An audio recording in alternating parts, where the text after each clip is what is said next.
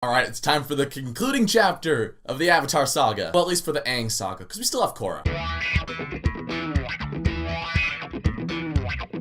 Alright, so Avatar The Last Airbender, Book 3. It picks up right where Book 2 left off. Team Avatar just got their butts kicked by Azula. Azula has taken over Ba Sing Se. The Fire Nation is basically in charge of the world right now. And this is the conclusion of it all. We know in this season we gotta see Aang fight the Fire Lord. We have to see Aang learn firebending. And we're finally gonna get to see that invasion we've been hearing about since season 2. So much is packed into this season. And I think that they were able to resolve all of it really well. Starting out, I really like where everybody is at the start of the season. Aang is just woken up from a coma. He was knocked out after Azula shot him. And Aang basically feels like he has failed the world. Ba Sing Se has fallen. The Fire Nation has taken over. Everybody thinks the Avatar is dead. Everyone has like no hope left. And the first episode of the season especially, Aang is really struggling with that. He wants people to know that Avatar is back. But at the same time, Aang is still really weak from his injuries and he did let the Earth Kingdom fall. But he also has this really cool talk with Roku where Roku basically tells him the war is my fault, and there's a really cool episode where it dives into that. You get more of Roku's backstory, which ties in with Fire Lord Sozin's backstory, and they give you this whole Anakin and Obi-Wan relationship that was done in 20 minutes, better than George Lucas could do in 6 hours. I also really like where Zuko starts off at the beginning of this season. I did hear someone say one time they thought that the turn that Zuko has at the end of season 2 when he goes like full bad again, they thought it was such a fast switch, especially because you had that whole metamorphosis episode where Zuko was kind of reeling with the fact of like he's becoming good, and for Zuko to totally flip 180 on that metamorphosis just seemed a little sudden. And I would agree, except for where he starts out in season 3. If Zuko was just full evil again, he's like, yeah, Fire Lord, let's go take down the Avatar, then yeah, I would be let down by that. But right from Zuko's first scene in this season, you can tell he's conflicted about what he did, and the majority of the season is Zuko struggling with that guilt. I mean, he had almost made a friend in Katara, he let her down, he completely let his uncle down, and Iroh's actually in jail for the first half of the season. There's a couple times when Zuko goes to visit him, and I love all those scenes. For the majority of those scenes, Iroh's not talking, but he finally does talk to Zuko after that Roku and Sozin episode. You find out that Zuko's related not only to Fire Lord Sozin, but also to Avatar Roku, and Iroh basically tells him all this crap that you went through, that has given you a lot of wisdom, and you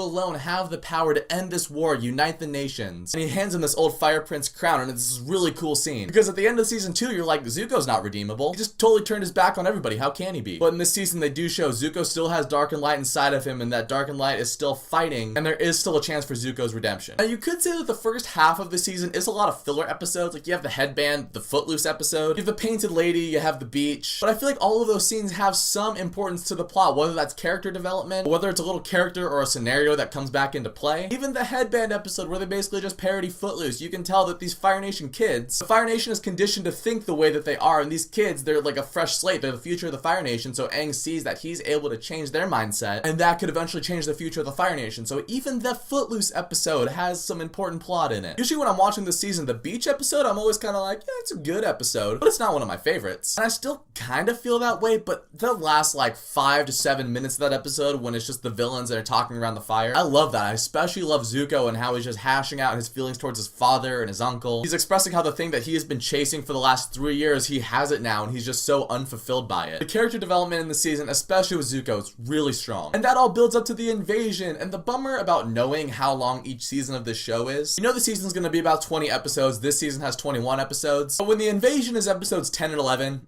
you know something's not gonna go right with that plan. Sure enough, the invasion plan blows up in their faces, everybody gets captured. I do like the invasion though. You get to see everybody from the season basically come back to fight. You see Teo, Haru, Hakoda, Bato, the swamp dudes. It's kind of weird seeing all of those people in one episode. You're like, but you're from this episode in this season, and you're from this episode in this season. You two shouldn't be mixing. And you are, and that's strange, but it's pretty cool at the same time. Of course, the biggest thing that's gleaned from those episodes is that Zuko is now officially on the good side. He is going to join Aang, and the second half of this season is just so lightning fast. I feel like the second half of the season could have been its own season. You know, they're pressed for time. Aang has to learn firebending. The comet is on its way. I also really like how at first Team Avatar was hesitant about letting Zuko join. And I really like how Katara was the most hesitant about it because she was the one that grew the closest to Zuko. So, and no pun intended, but it burned more for her when Zuko went evil again. I also like how Aang, Katara, and Sokka all basically got their own like mini episodes with Zuko. Aang and Zuko go to discover the root of firebending. That was really cool. You see this whole other side of firebending that we haven't seen before. Zuko and Sokka go to free Hakoda and Suki from the boiling rock. It's really awesome, like prison break episode. You also get to see Mei and Ty Lee in action, and both of them turning their backs on Azula. And then probably my favorite episode out of those Zuko and crew episodes, the Southern Raiders episode with him and Katara. That is tying up a loose end that dates back all the way to the first episode of the show. Katara struggling with the fact that the Fire Nation killed her mother, and Zuko's trying to go take her to get justice. And when she ultimately sees the guy, she doesn't kill him, but she doesn't forgive him at the same time, which is really dark, especially for Katara being probably the most morally upright person on this show not to forgive someone. I thought that was a really cool ending. I like how violence wasn't the answer for Katara. And I also love the question that Zuko posed to Aang at the end of that episode, which is, what are you gonna do when you face my father? Is violence never the answer? Is violence sometimes the answer? Can it be justified? Which leads perfectly into the series finale, and I could do a whole video just on Sozin's Comet. I'm not going to because it's part of the season, but the thing is, basically, it's a TV movie. And before Sozin's Comet, you do have the Ember Island Players episode. That was a nice way of doing a recap, because character development does still happen in that episode, and it's a nice calm before the finale actually hits. But then you get to the finale, and everything is set up to make it awesome. Aang is just struggling with this fact that he might have to kill someone, which it's easy to think, yeah, it's gonna suck, but come on, Aang, the greater good. But you also have to remember, Aang is 12 years old. Asking a 12-year-old to take someone's life, that's gonna mess with their head a little bit. I also like through the second half of the season, you really see Azula's slow decline into madness, which culminates with a really sweet fight between her and Zuko and Katara. I love this finale because it introduces a lot of really cool lore to Avatar. You see more of the past avatars were introduced in the show to Avatar Kuruk and Avatar Yangchen. They were in some Nickelodeon.com type of little short things in between seasons 2 and 3, but this is the first time they're in the show. But let's talk about the best part of the series, best part of the finale, Zuko and Iroh. You find out that Iroh, along with Zhang,